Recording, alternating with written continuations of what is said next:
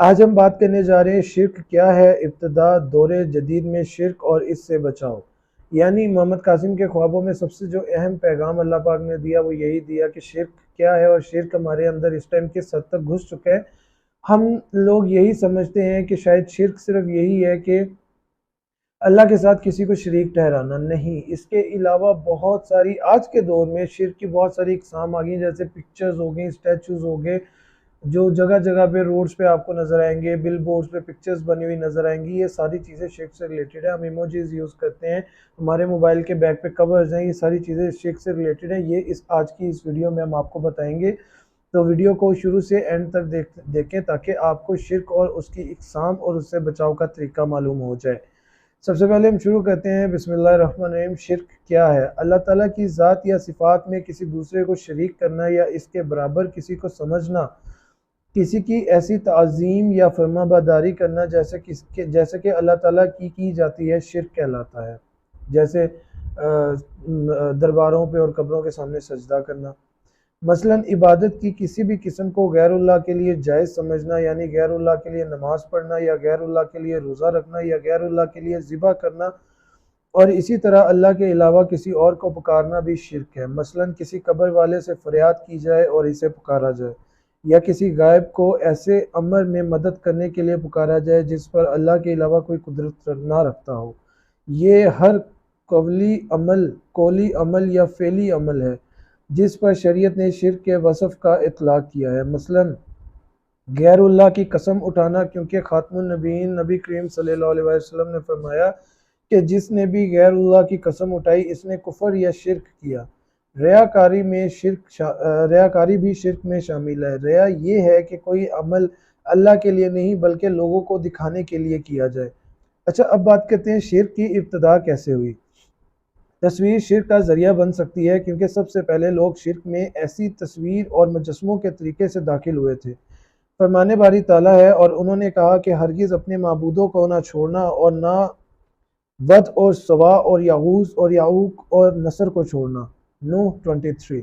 इब्ने अब्बास रज़ी अल्लाह तआला अन्हु की तफसीर में इब्ने अब्बास रज़ी अल्लाह तआला अन्हु ने कहा, ये नूह अलैहिस्सलाम की कौम के नेक सालेह आदमियों के नाम हैं, और जब ये लोग फोत हो गए तो शैतान ने इनकी कौम के दिलों में डाला कि वो इनकी तस्वीर अपनी बैठक में यानी बैठने वाली जगहों में लगाएं जहां उनके बड़े लोग बैठते थे, और वो उनको नाम भी उन्हीं के दें। तो उन्होंने ऐसा ही किया। पहले पहल उनकी इबादत नहीं की जाती थी, लेकिन जब ये लोग फोत हो गए और इल्म ख़त्म हो गया तो उनकी इबादत की जाने लगी। शिर्क से इज्तनाब की अहमियत। अल्लाह सुब्हानहू व तआला ने तमाम पैगम्बरों के ज़रिए बनी नूह इंसान को जो सबसे पहला पैगाम भेजा वो ला इलाहा इल्लल्लाह है, जिसका मतलब है कि अल्लाह के सिवा कोई माबूद नहीं, और ये अकीदा तौहीद कहलाता है। तौहीद का मतलब है कि अल्लाह एक है और कोई भी इसकी ज़ात और सिफ़ात में शरीक नहीं। तौहीद का मुतज़ाद शिर्क है, जिसका मतलब है कि अल्लाह के साथ किसी को शरीक ठहराना, और अल्लाह शिर्क को कभी माफ़ नहीं करेगा। जैसा कि अल्लाह ताला ने कुरान मजीद में फरमाया, यकीनन अल्लाह ताला अपने साथ शरीक किए जाने को नहीं बख्शता और इसके सिवा जिसे चाहे बख्श देता है, और जो अल्लाह ताला के साथ शरीक मुकर्रर करे इसने बहुत बड़ा गुनाह और बहतान बांधा। मोहम्मद कासिम बिन अब्दुल करीम ने ऐसे बहुत से ख्वाब देखे हैं जिनमें अल्लाह ताला और खातमुन नबीयीन मोहम्मद सल्लल्लाहु अलैहि वसल्लम ने उनको सीधे रास्ते पर चलने की हिदायत की, और ये कि किन बातों से इज्तनाब करना चाहिए। उन बातों में जो सबसे ज़्यादा अहमियत रखती है वो शिर्क है। मोहम्मद कासिम इस बात पर बहुत ही ज़्यादा ज़ोर देते हैं कि हमें जहाँ तक मुमकिन हो शिर्क और उसकी इकसाम से बचना चाहिए, क्योंकि यही अमल हमारी कामयाबी की कुंजी है, इस दुनिया में भी और आखिरत में भी। और अगर हमें अंधेरों और गुमराही से निकलना है तो हमें शिर्क और उसकी इकसाम को तर्क करना होगा और दूसरों को भी इससे बचने की तलकीन करनी होगी। अल्लाह ने कासिम को बहुत से ख्वाबों में ये बताया है कि कासिम, मैं तुम्हारी मदद सिर्फ इसलिए कर रहा हूँ कि तुमने शिर्क और उसकी इकसाम से बचना शुरू कर दिया। अल्लाह ने कासिम को कई बार यह हिदायत की है कि मैं क़यामत के दिन हर गुनाह माफ़ कर दूंगा, लेकिन शिर्क को माफ़ नहीं करूँगा। दौरे जदीद में शिर्क की मिसालें और इनसे बचाव का तरीका क्या है। दौरे हाजिर में शिर्क को पहचानना और इससे बचना बहुत ही मुश्किल हो गया है, और सद अफसोस के इस मौजूद ज़माने में हर तरफ शिर्क और उसकी इकसाम की भरमार है। हत्ता कि एक ख्वाब में अल्लाह ने कासिम को बताया कि यह दुनिया इससे पहले कभी शिर्क से इतनी भरी हुई नहीं थी जितनी ये आज है।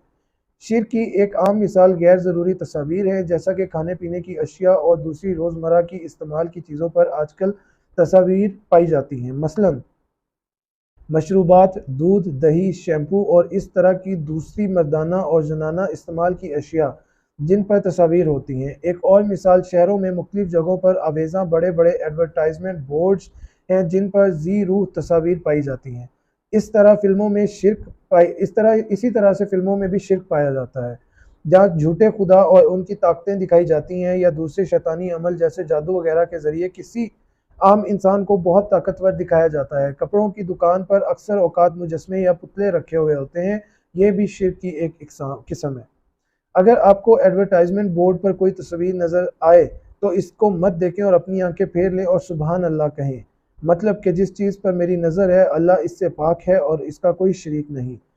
अगर आप किसी पाक दुकान या किसी भी दूसरी जगह या मुजस्मे या दूसरी जगह पर मुजस्मे देखें या बुत देखें यानी स्टैचूज़ देखें, तो आप उधर से अपनी नज़रों को फेर लें और कहें सुबहान अल्लाह। अगर आप कोई फ़िल्म देख रहे हैं और इसमें कोई झूठा खुदा दिखाया जा रहा है तो इसको मत देखें और बंद कर दें।